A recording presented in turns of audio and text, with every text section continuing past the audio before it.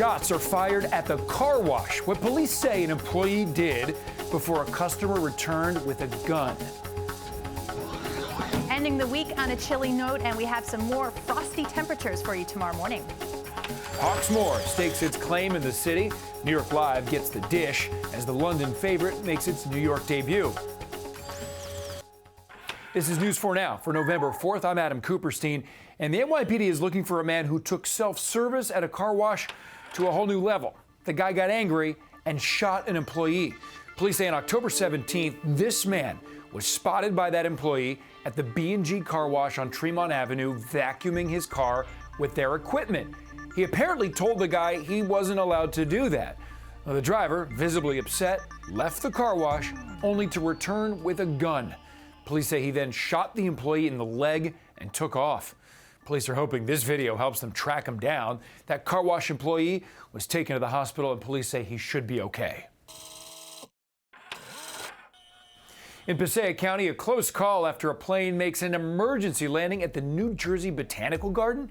The FAA says that pilot, who was flying from Ellington, Connecticut, reported engine problems as he was nearing Ringwood on Thursday afternoon.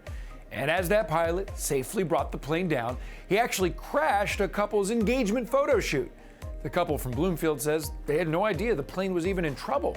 We were just taking photos, and then from there, before we know it, like I said, the gentleman over here, the photographer, would just turned around and gave us a concerned look. We kind of turned around and we just saw this single engine plane. We thought it was on purpose, but then he kind of hit the tree a little bit, and then that's when we kind of figured it must have been an emergency landing. The FAA is working to find out what caused the engine failure, and it's not clear how long the plane is going to stay in the field there. New York City is extending the $100 incentive to kids who get vaccinated at city-run sites or at their schools. Children ages 5 to 11 are now eligible to get the Pfizer shot. And News 4 talked to one mother and daughter who say they're doing their part to beat the pandemic. Well, I'm a little nervous, but I'm also excited. I don't want to get COVID or Delta variant. We're really excited about going forward to make a small contribution to the health of New York City. Starting on Monday, kids can also get vaccinated at pop-up sites at their city schools. Just a couple of days after winning the New York City mayor's race, and Eric Adams has cryptocurrency on the mind. The mayor-elect tweeted that he wants to take his first 3 paychecks in Bitcoin. Adams also proclaimed that the city is going to be the center of the cryptocurrency industry, adding, quote, "In New York, we always go big." CNBC has reported that a number of states are currently fighting to attract so-called Bitcoin miners. New York is said to be among the top 4 destinations.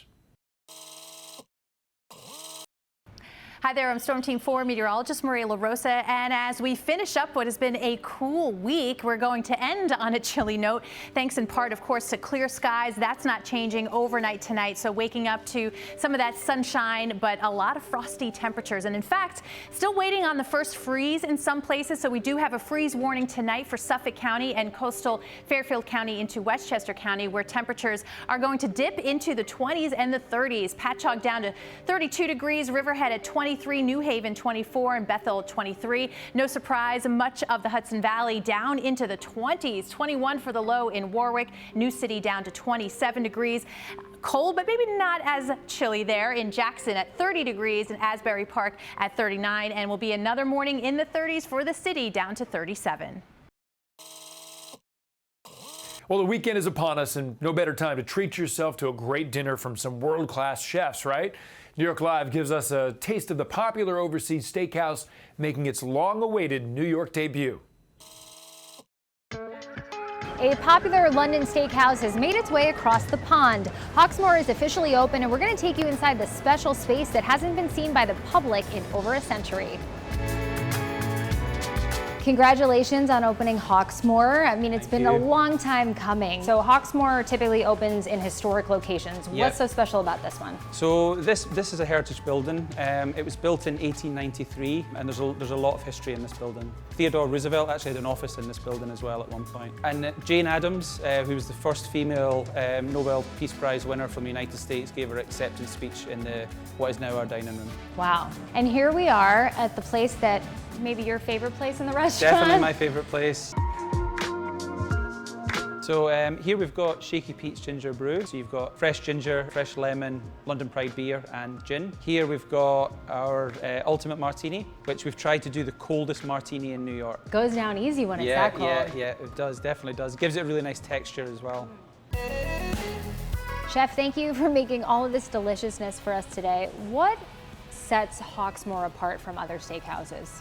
I think it's a lot of things. Primarily is our approach. We want to know where everything comes from, who's producing it, and also making sure that the suppliers share our values. What are some of the dishes you brought out today?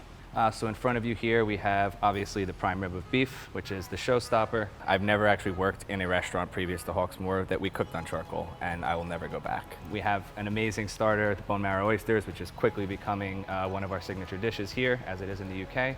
I think the mac and cheese is much like a lot of our cocktails. It's simple at first glance, but quite in-depth, and something that has taken years to get to where it is. Wow.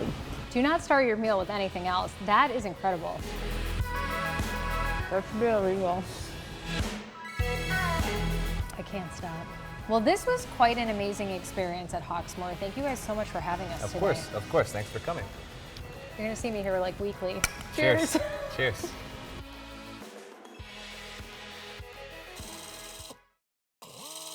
It's beginning to look a lot like Christmas here in the city, and in less than a month, the holiday season kicks into high gear. The Rockefeller Center Christmas tree lighting is already December 1st, believe it or not, and now we're getting our first look at the tree found in Maryland, not New York.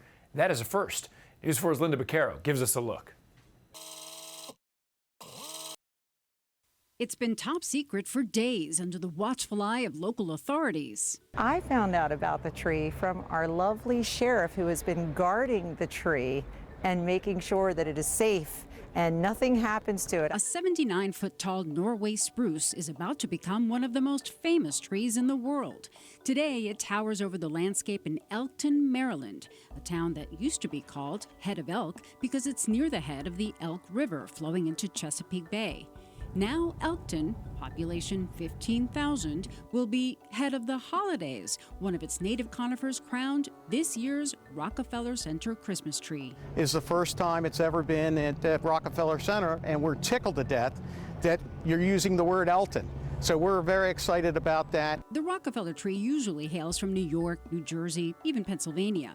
Mike DePaul moved to Elkton more than 20 years ago from Suffern in Rockland County. A little surprised how they found a Rockefeller Center tree all the way down here in Elkton, Maryland. Next week, the spruce will be gingerly loaded onto a flatbed truck for the 145-mile journey north, arriving at Rockefeller Center on November 13th. Then it'll be festooned with more than 50,000 LED lights and topped with a Swarovski crystal star. Everybody needs a little Christmas. And Christmas as much as we can get right now. It's been tough times lately. I'm excited because it's our tree, and I think whoever donated the tree, I think that's amazing. They're rock stars. Cecil County shown in New York. I said we all should go on a train trip and go visit our tree. 3, 2, 1.